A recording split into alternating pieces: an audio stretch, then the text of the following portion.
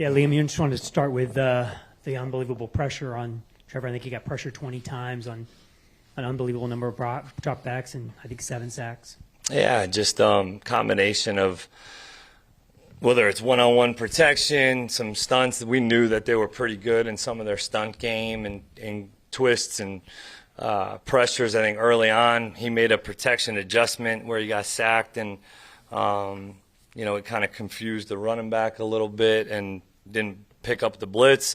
I think it's probably a combination of probably some good players on their side and beating us maybe at some points. I got to watch the tape and then, whether we're being able to progress or not, being able to get back to other throws.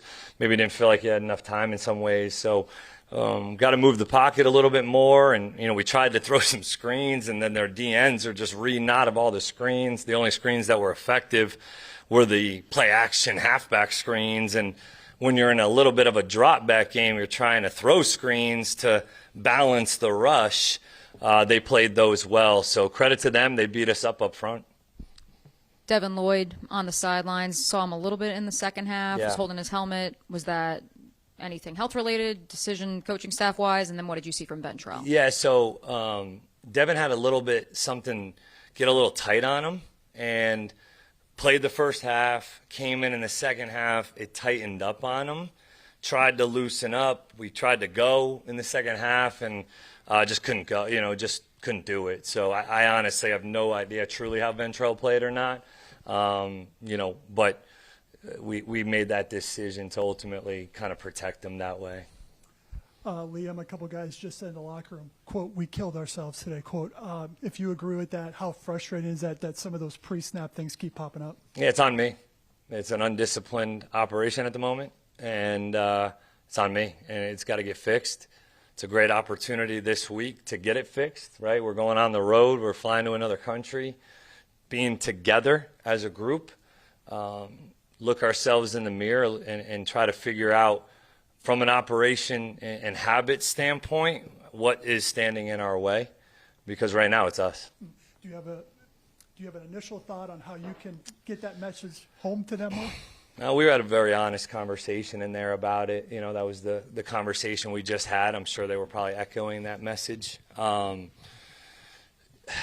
We've tried to go tempo to ultimately chill out with the motions, to just line up and get them in a formation to just go play.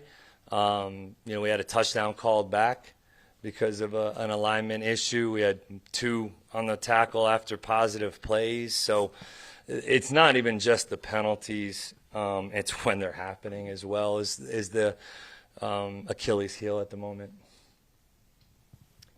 Liam, lack of pressure on Darnold, and I know Trayvon's obviously not in there, so that played a role. But what can you do maybe to kind of get we got to heat him up maybe a little. Just look at it. All right, do we need to send a little bit more? Just didn't get enough pressure at all. I thought they did a nice job at times of being balanced, right? Like they were able to run it effectively enough. It was kind of a weird game. You look up at times and you're like, wait, how are we losing? Like from a first down standpoint, all that. And then I think they had like 53 yards rushing at one point in the second half or whatever it was. And so it just felt weird. They hit enough explosives and we didn't. Like that's the reality is we didn't get after their quarterback. They got after ours. They hit a couple big plays in the pass game and we did not. So I don't think either team probably ran it as well as we've been, running the football. We did come out with a mindset of us wanting to throw the ball, but we've got to get after their quarterback more as they got after ours. Liam, how different is this loss compared to the Cincinnati loss in your mind, and how much of a step back do you think this team took after such an emotional win on Monday night? I think any loss, you're dealing with some sort of quote-unquote adversity. I think the Cincinnati one was a game where you're leading the entire time and they just win at the end. And so you're taking that was frustrating because you felt like you dominated the game. This was a different deal where we come out, we don't really do much offensively early on. We score and miss an extra point. So it was like those deflating moments. I think that's probably the theme of today was positive, then something negative would occur and kind of take the wind out of our sails.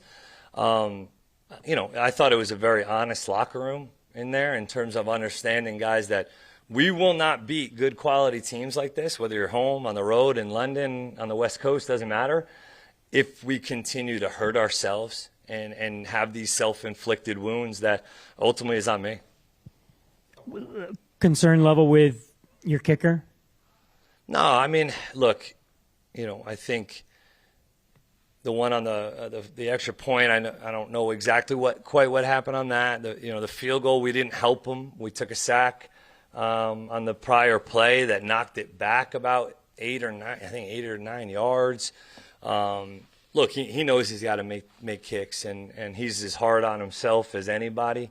I still have a lot of trust and confidence in Cam. I think we just got to go make some of these kicks in real live games. How much of this is a reality check of not getting the takeaways that you've been getting? And do you think at all that this team spent the week reveling in a big Monday night win? No, I don't think that was the case. I mean, I don't know. I could be wrong. I think when you walked into our building after the Kansas City game, it wasn't like everybody was walking around like we were God's gift to ball. It was a pretty frustrating, actually, week in some ways, in terms of, like, you're so happy, obviously you won, but it was that process over the results that ultimately bit us in the butt today, right? Like that, not getting those turnovers in excess, and then have not with the lack of explosives on offense in a lot of ways, and giving up a few explosives on defense. With the amount of penalties we had, you're not going to win that game very often. And we had a chance to win, right? You're down by 1 score at halftime. You score, miss the kick, and just not going to win. The 2 explosives, given up by the defense, just what did you see on those? Did it feel like they just called the right things at the right time? They Miscommunication? did. I got to give those guys credit on their side of the ball as well. I think, Kubiak's done a nice job being balanced and mixing it. They caught us in quarters and had a quarters beater. They had their fast guy run right down on a post and play action where your safeties are trying to fit the run, and caught us in outside leverage quarters. And then another one on the over, they caught us in 3 deep. So he definitely got us in a few priority calls and the priority looks. Got to go watch the tape and see if there was anything we could have done better from a one-on-one or fundamentally technique, leverage. But ultimately, they had some timely play calls. Thanks, guys.